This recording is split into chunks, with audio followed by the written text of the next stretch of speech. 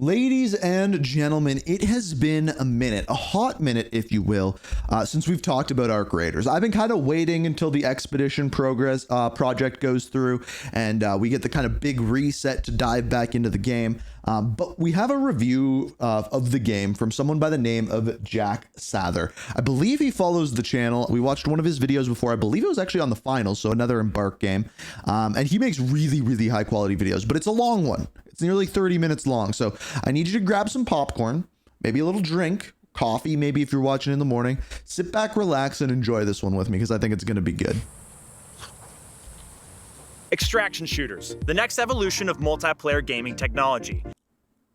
I don't know how he got that costume, but I'm already impressed. Do you like the helmet? You better, because it's really hurting my ears already after 5 minutes of wearing it. But seriously, I'm gonna drop the voice. I'm stoked about this game. Arc Raiders, man. Embark, you freaking done it again. If you guys don't know, I'm a huge fan of the finals. I just made a video about it, even before the mainstream See, we did watch a video. Wind of how underrated that game was, okay? I did it first, and you freaking know it.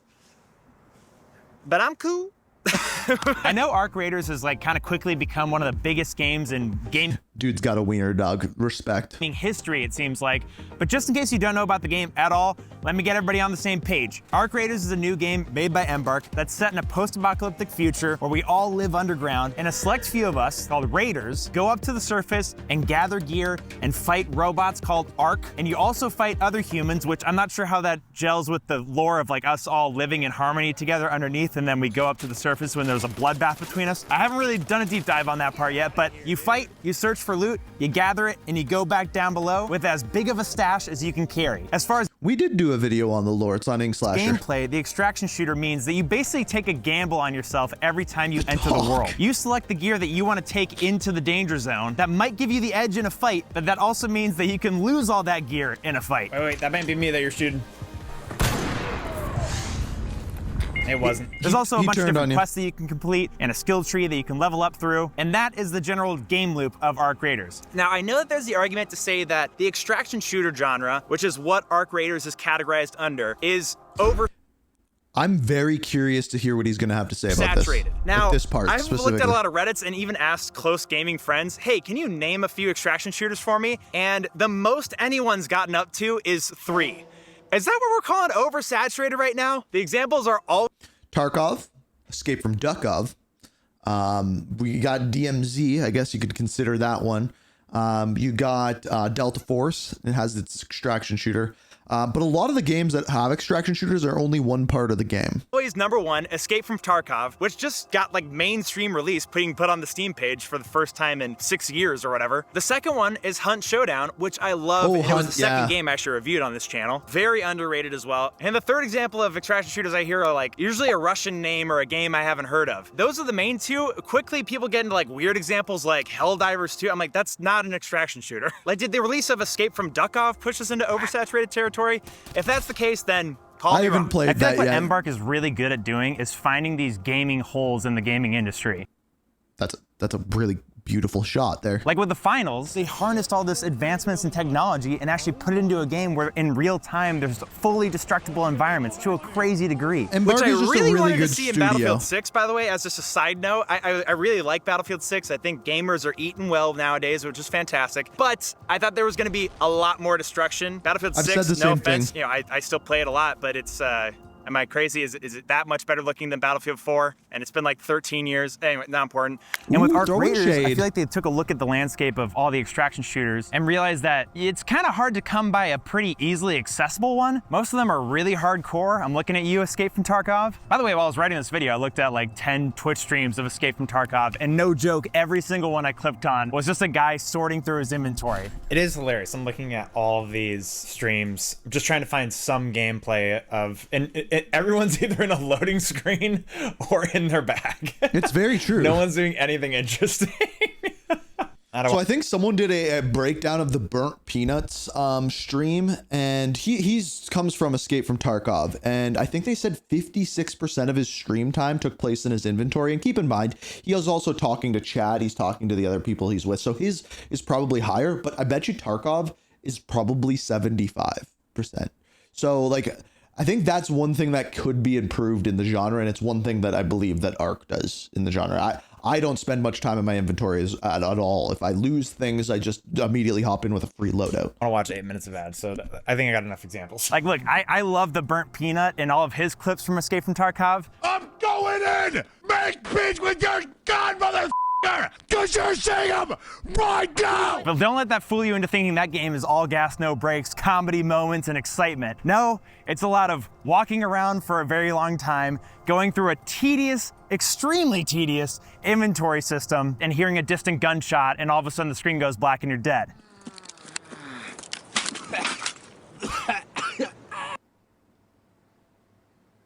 Sick. Right off the rip, this game is just good at setting the tone. I mean, like, its tutorial is fantastic. Not to sound like every gamer journalist in history, but it is a very immersive experience. It's very ominous, and the ambiance sets in. There's wind. The tutorial looking like this out of the gate is such a good move. There's a giant arc in the background just slowly walking, and you're like, holy crap, is that what we're up against here? You end up getting, like, surprise sniped by another raider, which you're like, hang on, is this tutorial PvP? Am I in a lobby right now? And then a couple of actual ragamuffins come over and freaking knock you out and steal your gear. And you might question to yourself, am I so bad at video games that I just failed a tutorial? I've talked about arc raiders with a lot of people now, and I feel like everybody has moments to share from the game. This game is amazing at generating cinematic gamer moments, butt-clenching moments. And I've said that before, they do a good job with that with the PvE, but really what makes this game special is it's not a game, it's a social experiment, right? You give a bunch of people very hard enemies, very different enemies, not just human enemies, and you pit them against them. Who's gonna turn, who's not gonna turn? It's a really cool idea. ECMs, as they've been referred to on the channel. And I think it has to do with a multitude of things, but I think number one is the way the players interact with each other. I feel like everybody has a microphone in this game. People talk to each other all the time, and it makes for these dramatic moments where you have to trust a stranger all of a sudden. And you guys could go through an entire run together and get a ton of great loot, and at the last moment before extraction, the other person could turn the gun on the other guy and betray them, and then get out of the lobby and never see him again. We refer to these as black hat moments. I'm gonna go hit the button. Oh, it's already hit. What? Are you just gonna turn on him? No. You ass. I honestly haven't had that happen much. Oh, is he gonna get out though? No way. Do it, do it, do it. I'm happy for him. Oh no, not the Rocketeur. Oh my gosh. I hate that thing. That's so annoying. I mean, I hit it. Is there a chance that this thing goes up? Please, Rocketeer, don't continue to kill me. Don't be lame. Don't be lame. It doesn't, I believe they don't go after you once you're down. Oh, but there's another dude there. Let's go, buddy. Let's go. No. Esperanza.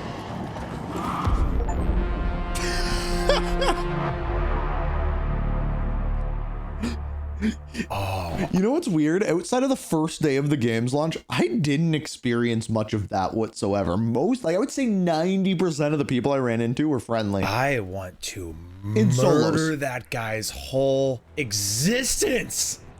Ooh. That's gonna give me anger management. Speaking of black hat activities, let's go do one and prank my dad into doing the ad read for today's sponsor, FlexiSpot. This is changing them over to rolling carts now rather than those fixed baskets. This is what my dad was using before the desk chair. I mean, it's a nice chair. It's the C7 Max chair. His chair was absolutely falling apart. Well, this is much better than that one. The fact that he is still wearing the get-up is a commitment. Like that. The seat is much better. It's Fully intact, Yeah, no it's in tatters or great tears. shape, yeah. How long have you been using it for? I've had it for a year. Yeah, it looks brand new, baby. Yep. I actually used this chair for a little bit before giving it to him, but this is where it resides now. How many hours would you say you're I sit in it probably a good By the way, 7 to 8 hours a day. FlexiSpot. Not a hard worker. FlexiSpot right here. Now it also has lumbar support. You know, some people talk about lumbar support, but you know what the real kicker is that scapula support, and that also Am I saying scapula right? Sorry, not scapula. Your sacrum. How's your sacrum support on this thing? How's your booty? Oh, it's great. Yeah. It's very nice. So sorry, I have to do it for the ad. I have to ask you about your sacrum. How are the adjustments? Has it met your needs? Well, these are the things that I adjust the most. The up and down. They pivot all over the place. One size does fit all here. Yeah. With these 5D armrests. Not even 3D. We're way past 4D. We're in the 5th dimension with these babies. So it's got a nice... There's a bunch of different adjustments here. You can move the headrest, you can move the backrest. Kind of a hidden feature here if you're a taller guy. Boom. It's even got a lounge mode. I feel like I need that version. Sorry, I'm sitting in this. I want the legs things. Unlocked, ready for relaxation. The shirt's really got everything. And honestly, what I love about doing this video is the fact that you genuinely do brag about this chair a lot. He likes it a lot. I do. Even if you don't love it. Yeah, the real answer to what he's saying here is the good thing about these chairs is they're not a stupid amount of money.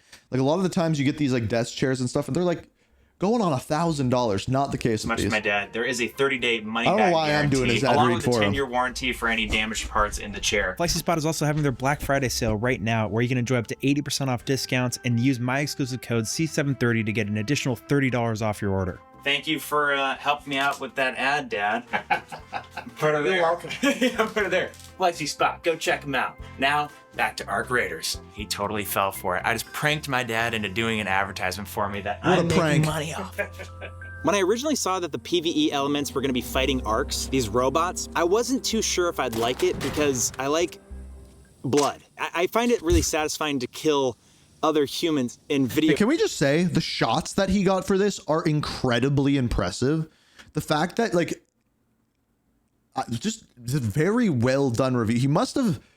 He recorded this over an entire day and he must have had it scripted out real well. If we go back into daytime. Jeez, this sounds really weird. Basically, I thought shooting robots was gonna be like slapping steel at 50 meters away and just like target practice between PvP fights. I thought that was actually gonna be like the least satisfying part of this game. But man, did they do the robots right in this game. The way they take damage and dismantle is so satisfying, and the explosions, and again, the sound design. I'm gonna mention sound design like a million times in this game because holy cow, did they do a great job. Suck it, gearhead. I need to check something. One sec. They've mastered how to make killing robots satisfying. Also, I love the alarm sounds and the activations of Arc. When small ones start pursuing you, the high-pitched rapid beeping, or the freaking giant futuristic dinosaur-like roars that some of the bigger ones let off are so daunting. They're just such a ever-present threat Yeah, around that's you. stupid. The fact that I didn't think it was, and I thought this was one of the things it was snubbed for. The fact that Arc Raiders isn't nominated for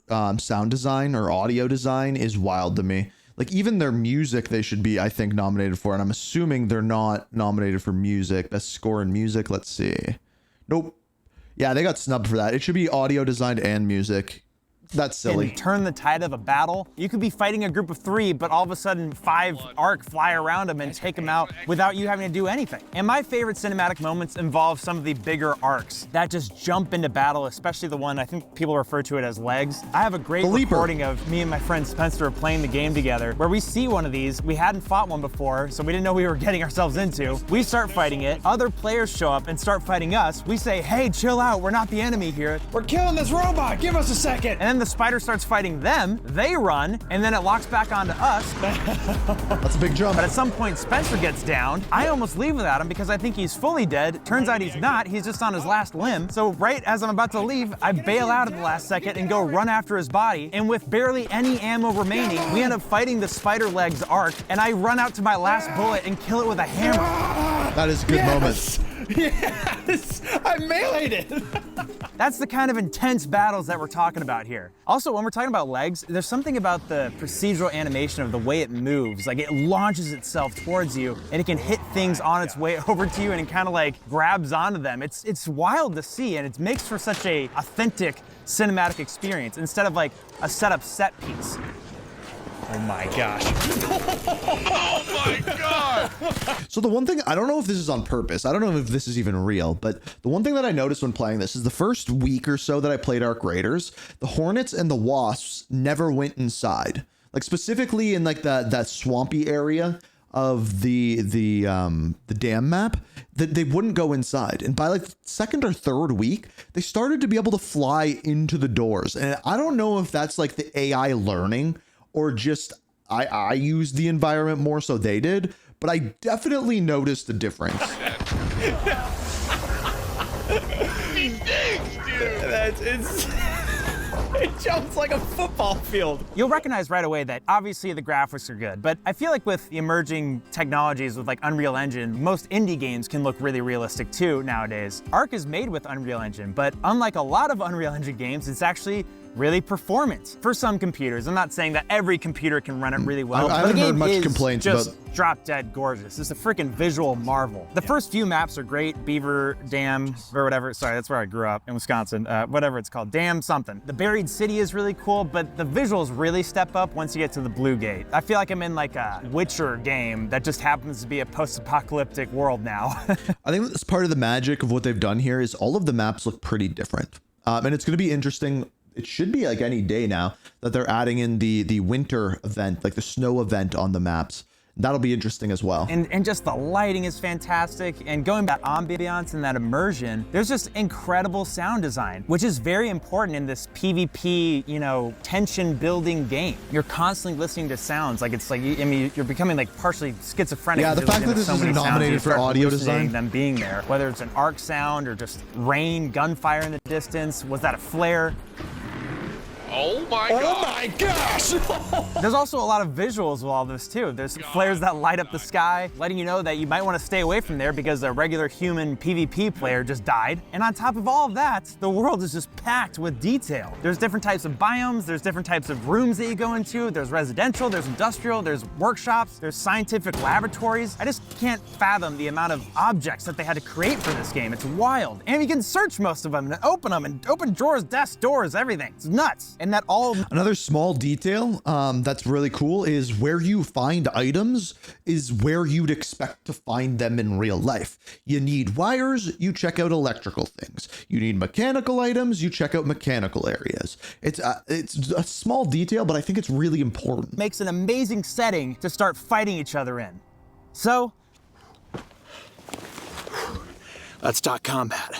Great. Yeah, that was good. That was great, yeah. I really like the TTK, time to kill. It's a hard thing to balance in a lot of these games because, for instance, if you get too much shields, you can't like snipe somebody in the head. That is definitely the case in Ark Raiders. You can't one-shot kill somebody majority of the time unless they don't have a shield, which only the guy that recorded the IGN video doesn't have a shield when he's in this game. This is a game so unabashedly tied to its progenitors that the hero's default melee... I did a review on that review and I didn't even notice that. How does he even not have a shield on? ...weapon is a pickaxe. The same weapon Fortnite Metaverse heroes dropping off of battle buses lug into combat.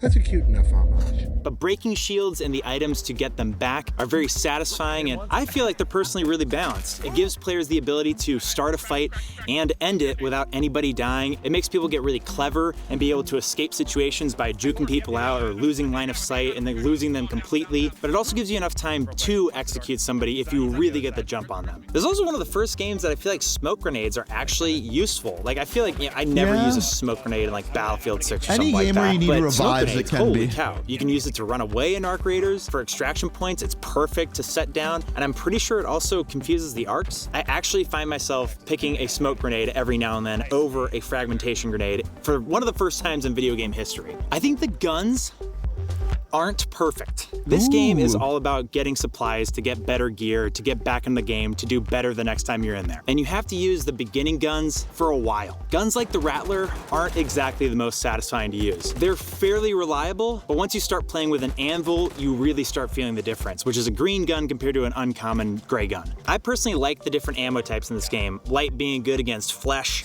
See, I get what he's saying because it is frustrating for that first little while just rocking those free guns. But like once you know the loot areas, you can get an anvil pretty quick. You can get enough money to buy anvils, and it really doesn't take long. Medium and heavy and other ammo types being good against Ark robots. I thought light ammunition was a little underwhelming until I started using it in PvP fights and just started mowing people down. The combat with the Arks, although, I mean, don't get me wrong, it can be annoying at times and ruin your run and all that kind of stuff, especially Rocketeers. Oh my gosh, how many, anybody you guys relate out there, how many phenomenal runs end with you exploded into a million pieces as you're at the extraction? The ARC robots are done so well. It's some of the best enemy AI I've seen in a game recently. And no, I don't mean like AI, like image generate. I mean like... But by the way, they need to be that strong, because if they're not that strong, then people would PvP even more. Because you want to fight things, you want to struggle. And if they don't make the PvE that difficult, then the PvP becomes the main part. So that balance is actually more important than you may realize. Actual enemy behavior intelligence, artificial intelligence that we made. The way they fly around, the way they can go into buildings, the way they react to your gunfire and kind of float and try to position themselves away from you, nailing another one of their rotors. It's really impressive, and it's impressive how many there are. There's so many different types already. There's ones that roll around, there's ones that fly, there's ones that have armor, and then of course there's the ones on the ground and anything bigger that are extremely terrifying. I love that I'm actually fearful of running into a bunch of arcs, even when I feel like I totally have the upper hand. There's this one time that I got a legendary anvil mod, and I was like, I'm basically unkillable, and I almost lost it. Luckily, I safe slotted the freaking augment right at the last second. I started fighting a drone, and then like 8 more came out, and I barely had any cover, and I freaking died. You're kidding me. Now, I'm not gonna lie, I'm not a professional gamer. I mean, I play games for a profession, but I'm not a pro to the part where, like, you know, I'm soloing the Queen arc, okay? I haven't done that. The only one that I did recently with CM Winter was fight the giant new one, and we got, I mean, I don't even know, an 800th into the fight before we died. I don't get how you guys are killing those things. I'm watching videos of people that are doing it. It's actually not that difficult. It's just a lot of patience and a lot of rockets and a lot of wolf packs. It's amazing. Oh, the one thing I have to say about PvP combat that I don't love is that knockout is the weakest punch of all time. I bet you they start settling other finishing moves. They might have already. I really think what it should be, especially, you know, I know in movies, everybody gets knocked out by being, you know, tapped on the head. But in a video game, I really think it'd be fun. Have you guys noticed that a lot of people will do voice lines before they die? They'll be like, you son of a bitch, and then you get knocked out, and then the game's over. Okay. Just like that. I think that's great, and I think that players will play a lot more into it if the knockout channeling looked different. Instead of just being that kind of, I'm sure they're gonna have like other ones. Sandlot knuckle duster, like, I'm gonna get you, bink. Instead of that, I really think it should be one character getting on top of another and continuously punching them in the face. I know it's kind of graphic, but it's a video game, relax. If it was somebody getting punched over and over, I think like I would totally be on mic being like, please don't. And then you eventually knock him out. They should add multiple finishing moves. I think that would be a really good way of monetizing the game, in a way that like would add like moments like that. And like you wouldn't feel like you're getting ripped off for just buying like a skin. You're buying something that actually like interacts with people in game. Actually knock somebody out, getting hit that many times. That's how they should do it, in my opinion. As much and maybe as I they do did love already. the I PvP actually in this don't game, know. I do wish it happened a little more often. Shoot. Unlike other extraction Great at it. shooters, And now ARC has people running around. This is so well put together. Like just from a the way he shot it standpoint to the way he scripted it standpoint, all over the place. Showing and like I different said biomes, earlier, like it in feels the like game. everybody has a mic, and if not, they're like really good at using emotes, just saying like, don't shoot. But it's been so interesting to see the player culture shift from the server slam to the full release of the game. Yep. Back in the server slam, it was freaking chimp empire, man. Everybody was just ripping each other to shreds over apricots and olives just to feed our chickens back at home. I was there for the Battle of Lemon Hill. There was no fight or flight. It was just fight everyone on site. I'm gonna get my head blown off, I guarantee it. This game's awesome, dude. I was doing exactly what you're doing, almost exactly where you were, and a guy shot me in the back of the head with a sniper rifle. Oh, just like that! Oh my gosh! What are the odds? That's amazing. But now, since the release, it seems like everybody's started to get on the same page of like, okay, maybe the arcs are the real enemy. Maybe it's not my fellow man. Personally, I run across people that are friendly all the time, especially in solo lobbies. I know it's different with squads. Squads still seem to have a lot more PvP. It's boys getting in, being boys, just getting into tussles. And girls, there's girls playing. They actually run into girls all the time in ARC. It's crazy. It might be guys using that filter. They have like an AI female voice filter in this game, but not important. And I'm not against the friendliness in this game. Like, I actually really enjoyed it, and I cooperate with people all the time in the game. I really struggle with making a black hat move and just killing somebody after I heard their human. Dude, it's I legitimately, I can't turn on people. Once I'm friendly with someone, it's just like, you feel horrible if you turn on them. Voice come out of their player character and greet me wholesomely. I'm trying to surprise you. Yeah, okay. I did not see you on the piano. Wait. Here, I got the skill thing for you. This happened all the time to me too. Yes. I think it's pretty good. Thank you, I am. That's kind of a struggle to, you know, shoot somebody in the face right after that. But I have been a little concerned about the dialogue around PvP. I see on the Reddit and stuff, people are saying that absolutely for no reason should you have to PvP. We should just be collecting our loot and getting out of the map safely altogether. And I'm like, dude, the point of the game is to make guns to fight things. And half of those things are... Dude, but this is the exact thing. This is why this game is magic. What he is explaining right now is why this game is magic. It should feel bad turning on your fellow man, but it doesn't mean it doesn't happen. Killing people, I think we can all agree, is bad, but wars still exist. Other humans. You're gonna lose stuff, you're gonna die. It's a video game. You aren't really stocking up your loot in a post-apocalyptic world yet. But I think extraction shooters are such great games to make clips out of and have dramatic moments with because there's stakes on the line. You know, I'm trying to get footage for this game and I'm running around and no one's attacking me. Everybody is just communicating and stuff, and I'm like, it low-key has kind of turned into like this Animal Crossing simulator in a realistic world. Like, we're just farming lemons and getting stuff for our roosters and going through kitchens, waving to neighbors. It seemed to have lost a little bit of its teeth. Nice fit. For the assist. Yep. I like it because it looks a lot like the one you've got on. All right, well, happy trails. You too. We should be fighting. We should be slitting each other's throats and watching the blood drain out of our corpses. And I also think it has to do with the fact that if you are doing quest lines and stuff, you are playing with a lot of new players going down the same paths as them. I feel like it probably is a little different if you're going for a straight up loot path that you found online. Okay, if we're just giving like a straight review here, my two biggest complaints of this game are spawning in late into raids, especially now because people know where all of the loot is, right? So you spawn in late, everything's gone. I don't like that. And I feel as though that's a push to get more PvP, which is okay. Like once the end game, like I've completed everything. I've completed my expedition project, all my missions. I have everything that I need. That's why I'm just waiting for the next expedition to start out. And I'm curious what happens with that. But I do kind of agree with them that they should put in some sort of event or thing that happens that maybe rewards PvP a little bit more, but only in a certain situation, so you know you're getting into that.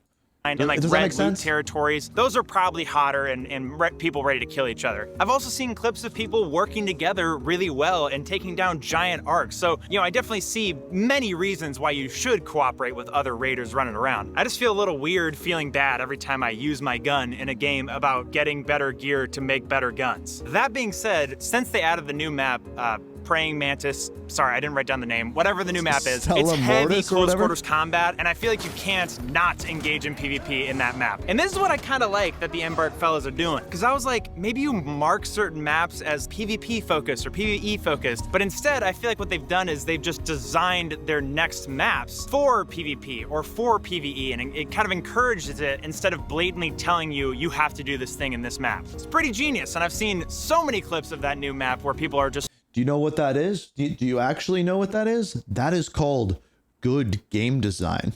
Slaughtering each other, including me. You could tell he was gonna fight before he shot. And as soon as one person fights, everyone fights.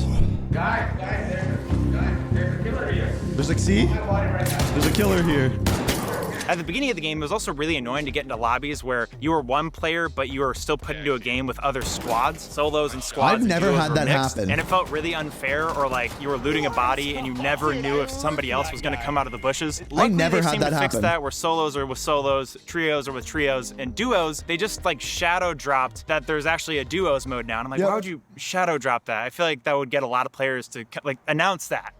One gripe I totally have is, man, I hate these games that lock the player party count at 3. It's such an odd number, literally. If I'm playing duos, I'm playing with the only friend available. But if I'm playing with 2 other friends, it's likely that I'm already in a party with another 3rd friend. You know, a group draws a crowd. What I'm getting at is there's so many times where we started playing this game and 4 people, including me, were online to play the game, and we just had to do like separate games. Bro, we get it. You have a lot of friends. You don't need to brag. Of duos. Maybe there's a case to be made about, like, I don't know, pacing with a 3-man group rather than a 4-man group. Maybe it gets too... I think that's exactly what it is. I prefer, if I'm playing a battle royale, I think the best a battle royale plays is duos. I truly believe that. I've said that for a very long time, since Warzone was originally put in, and it was trios, and when I played with a duo, it felt better. I truly believe that. And I think quads in Arc Raiders wouldn't work. I don't think it would feel good. I think it would just be PvP chaos constantly. I just don't think it would work. Also, it would probably be too easy to take down some of the robots, because you'd all immediately have 4 people working together to take down a queen.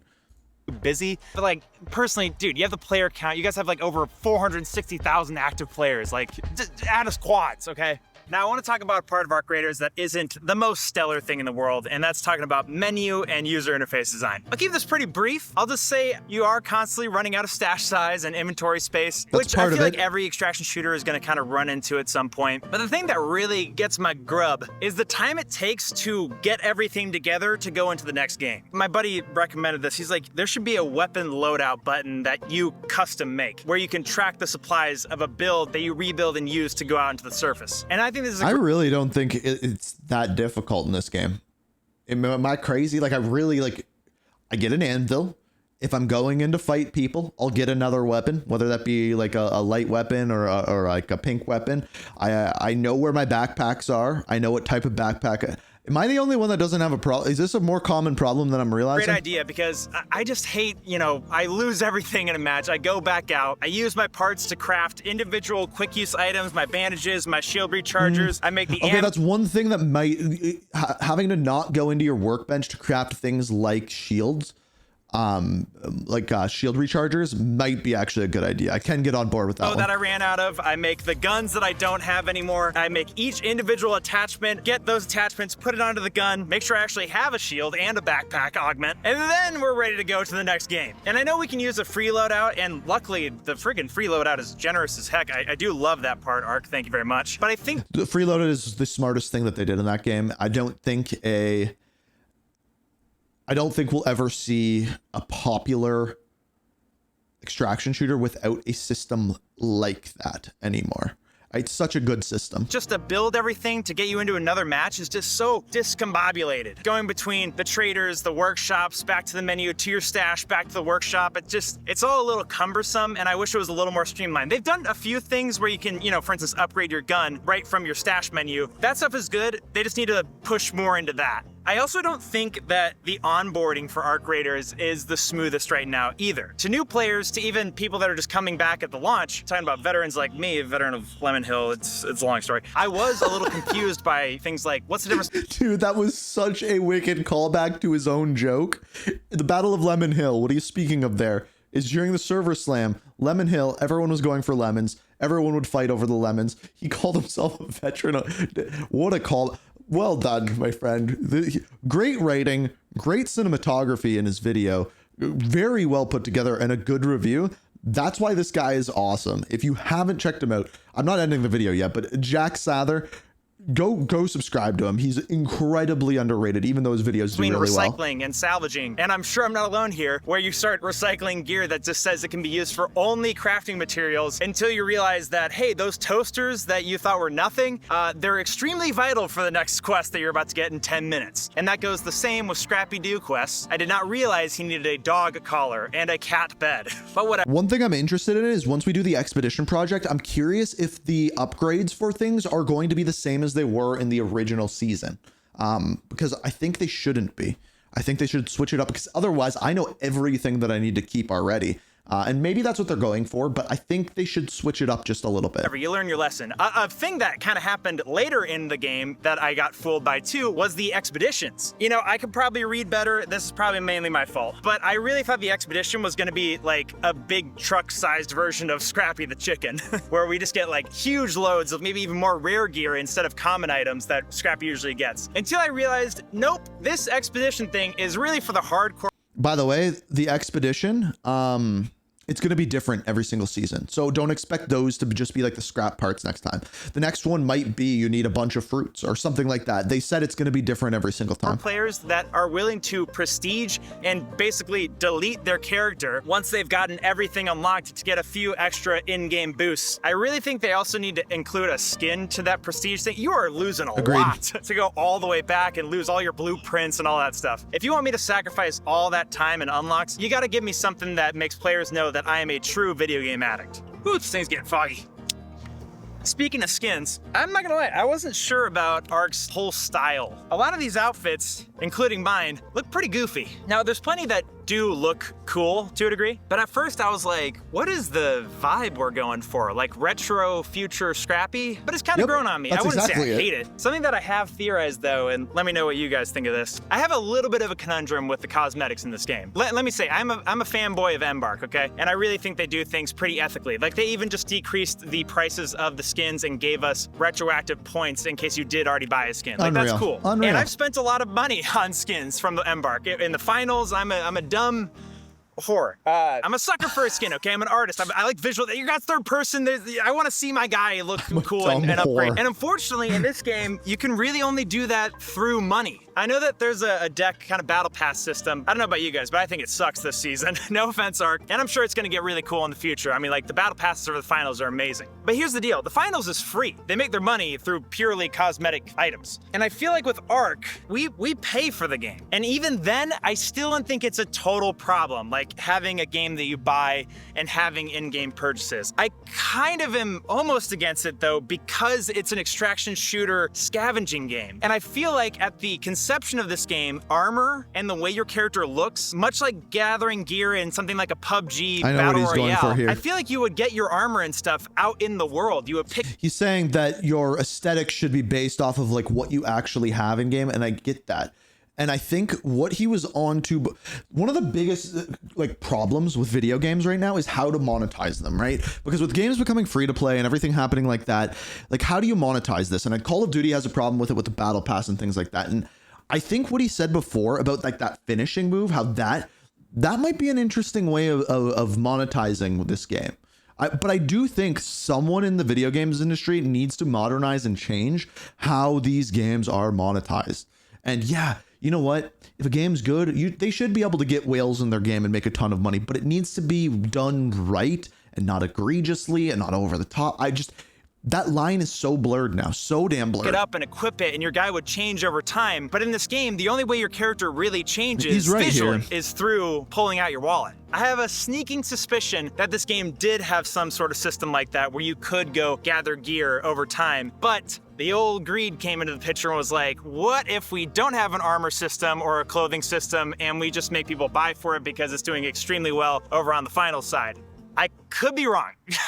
Again, I'm a fanboy of the Embark. I'm not saying that they're trying to hoodwink us or anything like that. Just a little piece. The studio needs to make money. At the end of the day, the studio needs to make money, and they've got to find a good, ethical way of doing it, and that is hard. Me died when I realized that you can't get armor through in-game. Your options in this third-person game are really reduced to a microtransactional store.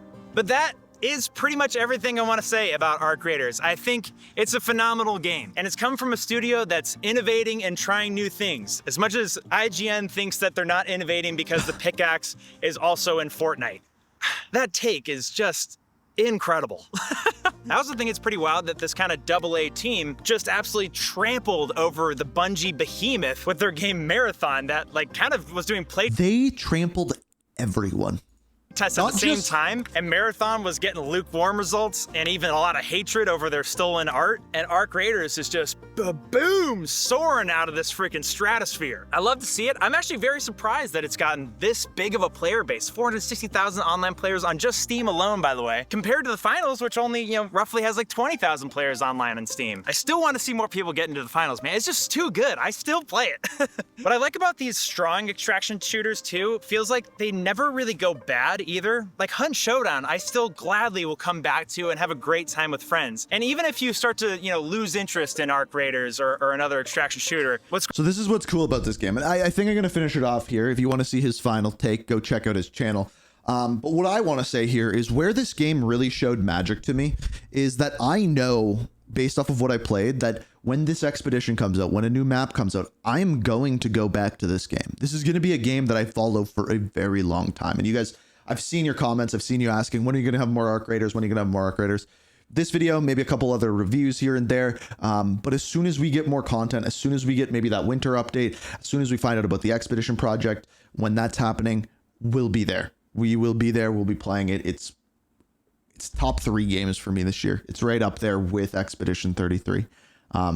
It's a masterpiece. And Embark, you done it again.